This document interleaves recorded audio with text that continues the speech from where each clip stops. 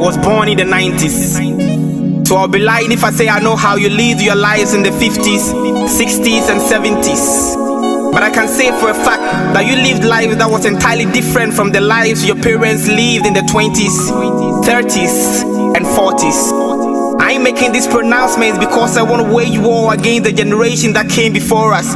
But I'm tired of the constant disrespect that a majority of the generation that brought forth us show towards our way of life. The generation that coached us, the generation that made us who we are, the generation that taught us to go for what we want no matter how hard it is to get it, still want us to do things their way, cause they feel their way is the only way. It's that, not hypocrisy. After pushing us to our limit, after making us know that we are creative and as such can create new things, after making us know that our life will be better if we put in more work, after making us know that we have no limits as Homo sapiens, after paying millions to educate us, to learn new ways of doing things, to learn new things in schools, but still want us to live their way. This is what I call hypocrisy. They constantly criticize our choice of music and dance, our form of poetry. They subject us to ridicule when we choose to dress like us, cut our hair like us, and talk like us. They set the benchmark morality. Let me tell you a story. When I was in high school, our teachers usually cut the part of our school uniform shorts that went below our knee, saying that baggy shorts was a violation to the school's rules and regulations.